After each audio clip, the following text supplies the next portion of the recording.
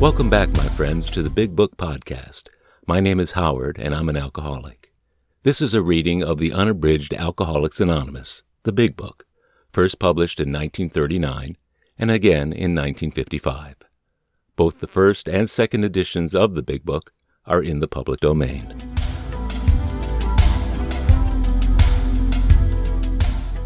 Foreword to First Edition.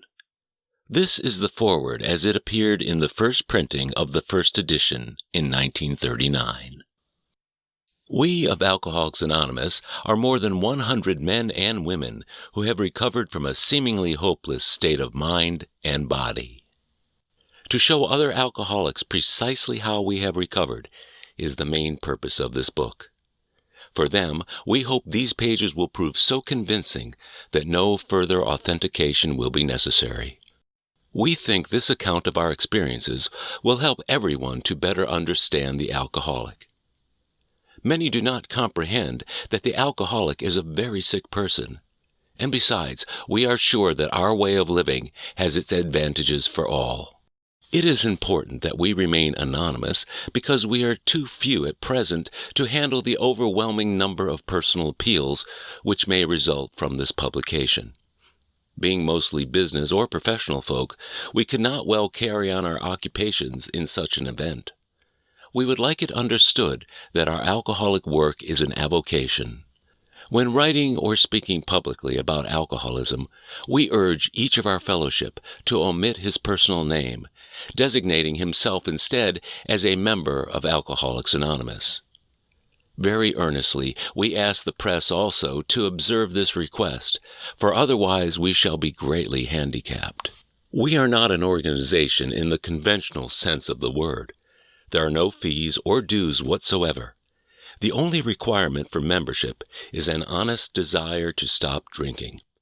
We are not allied with any particular faith, sect, or denomination, nor do we oppose anyone. We simply wish to be helpful to those who are afflicted. We shall be interested to hear from those who are getting results from this book, particularly from those who have commenced work with other alcoholics. We should like to be helpful to such cases. Inquiry by scientific, medical, and religious societies will be welcomed. Alcoholics Anonymous. Foreword to Second Edition. Figures given in this foreword describe the fellowship as it was in 1955. Since the original foreword to this book was written in 1939, a wholesale miracle has taken place. Our earliest printing voiced the hope that every alcoholic who journeys will find the fellowship of Alcoholics Anonymous at his destination. Already, continues the early text, 2s and 3s and 5s of us have sprung up in other communities.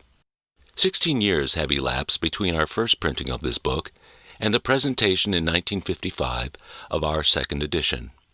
In that brief space, Alcoholics Anonymous has mushroomed into nearly 6,000 groups whose membership is far above 150,000 recovered alcoholics.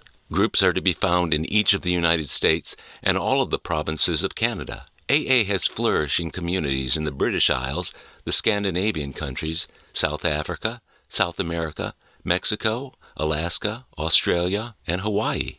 All told, promising beginnings have been made in some 50 foreign countries and U.S. possessions. Some are just now taking shape in Asia.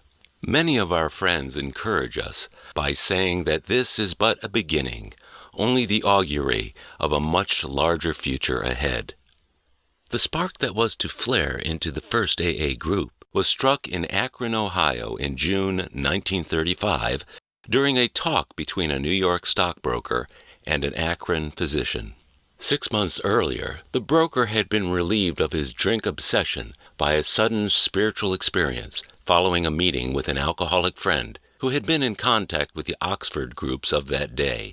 He had also been greatly helped by the late Dr. William D. Silkworth, a New York specialist in alcoholism who is now accounted no less than a medical saint by AA members, and whose story of the early days of our society appears in the next pages. From this doctor, the broker had learned the grave nature of alcoholism, Though he could not accept all the tenets of the Oxford groups, he was convinced of the need for moral inventory, confession of personal defects, restitution to those harmed, helpfulness to others, and the necessity of belief in and dependence upon God. Prior to his journey to Akron, the broker had worked hard with many alcoholics on the theory that only an alcoholic could help an alcoholic, but he had succeeded only in keeping sober himself. The broker had gone to Akron on a business venture which had collapsed, leaving him greatly in fear that he might start drinking again. He suddenly realized that in order to save himself, he must carry his message to another alcoholic. That alcoholic turned out to be the Akron physician. This physician had repeatedly tried spiritual means to resolve his alcoholic dilemma, but had failed. But when the broker gave him Dr. Silkworth's description of alcoholism and its hopelessness, the physician began to pursue the spiritual remedy for his malady with a willingness he had never before been able to muster. He sobered, never to drink again up to the moment of his death in 1950. This seemed to prove that one alcoholic could affect another as no non-alcoholic could. It also indicated that strenuous work, one alcoholic with another, was vital to permanent recovery. Hence, the two men set to work almost frantically upon alcoholics arriving in the ward of the Akron City Hospital. Their very first case, a desperate one, recovered immediately and became AA number 3. He never had another drink.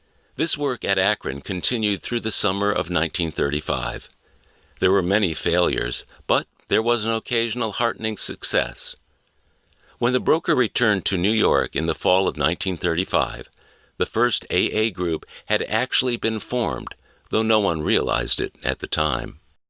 A second small group promptly took shape at New York, to be followed in 1937 with the start of a third at Cleveland. Besides these, there were scattered alcoholics who had picked up the basic ideas in Akron or New York, who were trying to form groups in other cities. By late 1937, the number of members having substantial sobriety time behind them was sufficient to convince the membership that a new light had entered the dark world of the alcoholic. It was now time, the struggling groups thought, to place their message and unique experience before the world. This determination bore fruit in the spring of 1939 by the publication of this volume. The membership had then reached about 100 men and women. The fledgling society, which had been nameless, now began to be called Alcoholics Anonymous, from the title of its own book. The flying blind period ended, and AA entered a new phase of its pioneering time.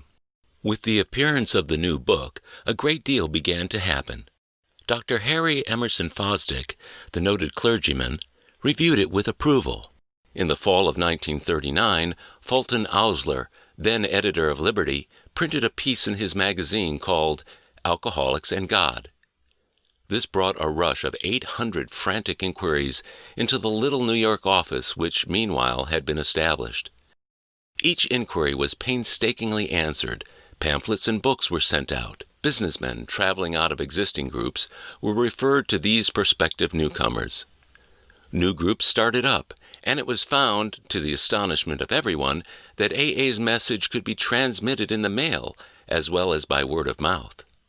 By the end of 1939, it was estimated that 800 alcoholics were on their way to recovery. In the spring of 1940, John D. Rockefeller, Jr. gave a dinner for many of his friends, to which he invited AA members to tell their stories.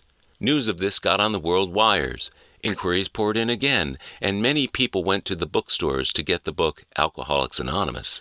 By March 1941, the membership had shot up to 2,000. Then, Jack Alexander wrote a feature article in the Saturday Evening Post and placed such a compelling picture of AA before the general public that alcoholics in need of help really deluged us. By the close of 1941, AA numbered 8,000 members. The mushrooming process was in full swing.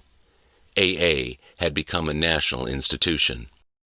Our society then entered a fearsome and exciting adolescent period. The test that it faced was this: Could these large numbers of erstwhile erratic alcoholics successfully meet and work together? Would there be quarrels over membership, leadership, and money? Would there be strivings for power and prestige? Would there be schisms which would split AA apart? Soon AA was beset by these very problems on every side and in every group. But out of this frightening and at first disrupting experience, the conviction grew that AAs had to hang together or die separately. We had to unify our fellowship or pass off the scene. As we discovered the principles by which the individual alcoholic could live, so we had to evolve principles by which the AA groups, and AA as a whole, could survive and function effectively. It was thought that no alcoholic man or woman could be excluded from our society, that our leaders might serve but never govern, that each group was to be autonomous, and there was to be no professional class of therapy. There were to be no fees or dues. Our expenses were to be met by our own voluntary contributions. There was to be the least possible organization, even in our service centers. Our public relations were to be based upon attraction rather than promotion. It was decided that all members ought to be anonymous at the level of press, radio, TV, and films, and in no circumstances should we give endorsements, make alliances, or enter public controversies. This was the substance of AA's 12 traditions, which are stated in full on page 177 of this book. Though none of these principles had the force of rules or laws, they had become so widely accepted by 1950 that they were confirmed by our first international conference held at Cleveland. Today, the remarkable unity of AA is one of the greatest assets that our society has. While the internal difficulties of our adolescent period were being ironed out, public acceptance of AA grew by leaps and bounds. For this, there were two principal reasons: the large numbers of recoveries and reunited homes. These made their impressions everywhere. Of alcoholics who came to AA and really tried, 50% got sober at once and remained that way. 25% sobered up after some relapses, and among the remainder, those who stayed on with AA showed improvement. Other thousands came to a few AA meetings and at first decided they didn't want the program. But great numbers of these, about 2 out of 3, began to return as time passed.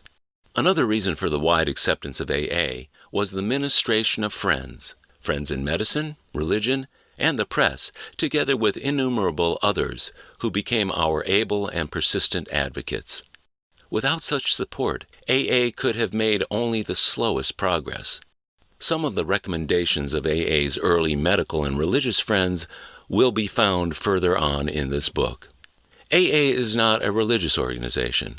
Neither does AA take any particular medical point of view, though we cooperate widely with the men of medicine as well as with the men of religion. Alcohol being no respecter of persons, we are an accurate cross-section of America, and in distant lands, the same democratic evening up process is now going on. By personal religious affiliation, we include Catholics, Protestants, Jews, Hindus, and a sprinkling of Muslims and Buddhists. More than 15% of us are women.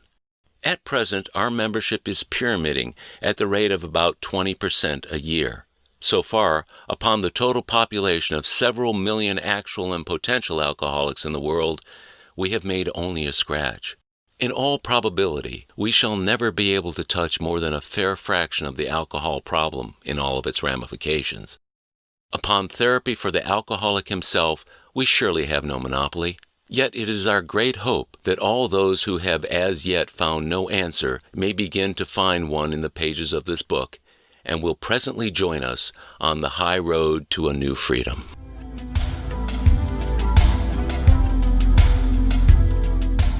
This concludes the reading of Forwards to the first and second edition of Alcoholics Anonymous, the Big Book.